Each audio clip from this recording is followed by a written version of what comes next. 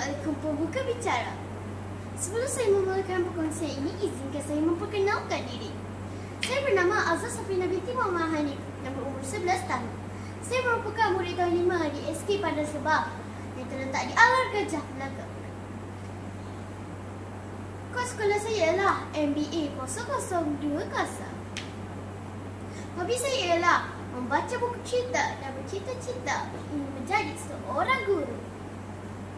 Ayat-ayat di dalam sesebuah buku bukan sahaja ditulis untuk dibaca dengan fikiran, malah untuk dirasa dengan hati. Daripada itu, saya sangat berminat dalam membaca buku yang berkisar daripada kisah benar yang sering terjadi di dalam masyarakat kita dewasa ini.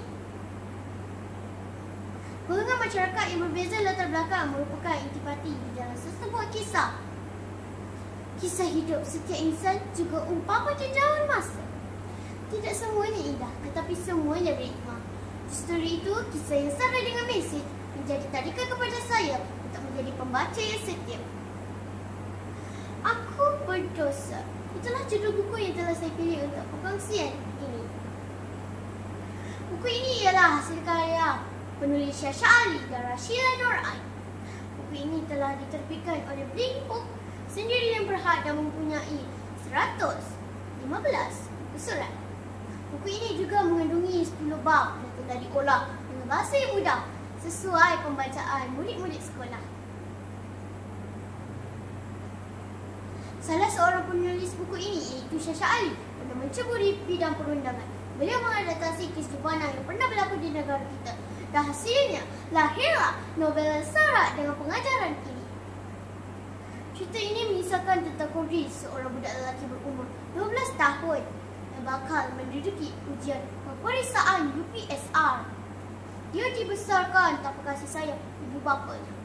Ibu kandungnya iaitu Sofia amat membencinya kerana wajahnya mirip dengan ayahnya yang telah meninggalkan mereka.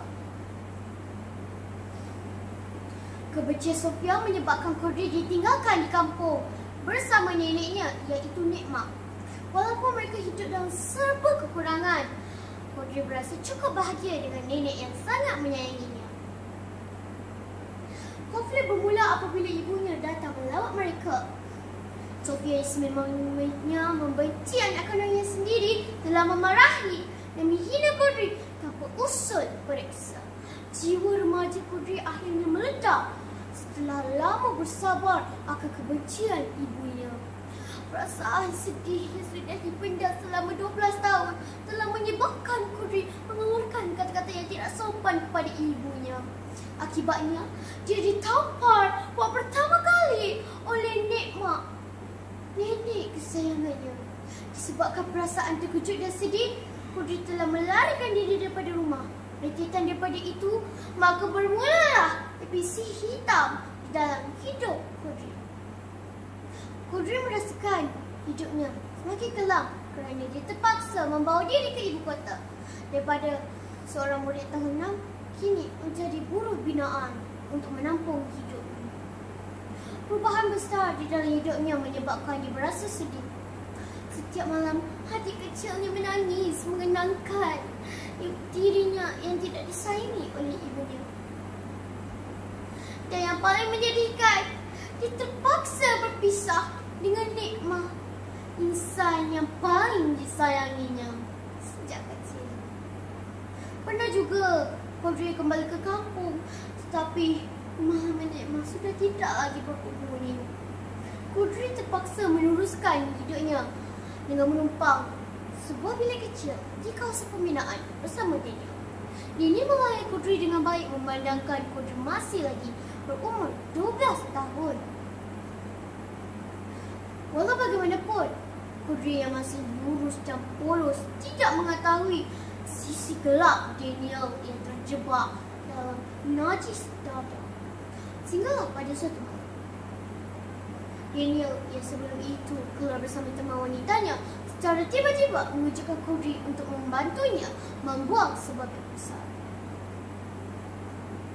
Daniel mengajak Kodri untuk membonceng motosikal sambil memegang beg itu. Daniel bersetuju Kodri untuk membantunya mengenangkan Daniel telah banyak membantunya. Tanpa mengetahui, pada malam itulah yang akan menukar laluan hidupnya. Selepas itu, akhirnya Kodri pasrah apabila didapati bersalah kerana terbabi dalam satu pembunuhan seorang gadis.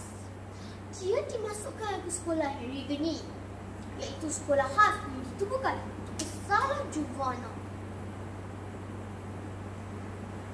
Di sekolah tersebut, Kodri telah melalui jalan hidup yang berbeza. Daripada seorang murid tahun 6, kini dia menjadi seorang banduan.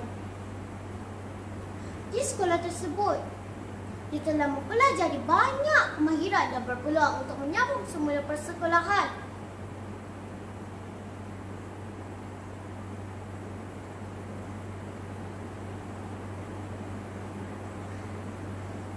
Kodri merasakan hidupnya sudah tiada nilai apabila bergelar seorang banduan. Namun, mungkin Kodri terlupa bahawa hidup setiap insan sentiasa diberi peluang untuk berubah. Mungkin kerana hidupnya sentiasa dirundung malam dan hatinya mengenangkan kasih sayang nikmat. Sehinggalah pada suatu hari, dia menerima surat yang mengalukan bahawa nikmat telah meninggalkannya buat selama-lamanya. Kodri merasakan dia telah kehilangan segala-galanya dan tidak bersemangat untuk meneruskan rayuan pengampunan. Dia merasakan hidupnya akan lebih terisi jika terus berada di sekolah Henry Geni. Berkaitan daripada itu, dia terbuka hati untuk menyambung semula pelajaran.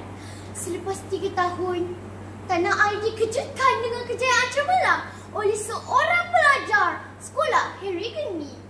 Pelajar itu ialah Kodri yang akhirnya berjaya dalam PMR, sekaligus membuktikan bahawa semua orang boleh mencipta kejayaan dan berubah.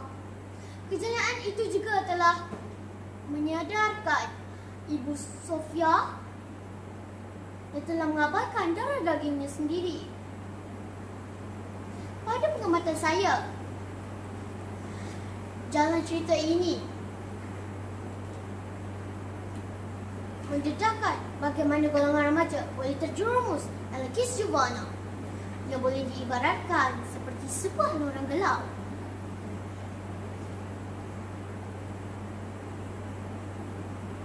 Selain daripada pengaruh raka sebaya, punca utama remaja terlibat dalam masalah ini adalah disebabkan kepincangan sesebuah keluarga.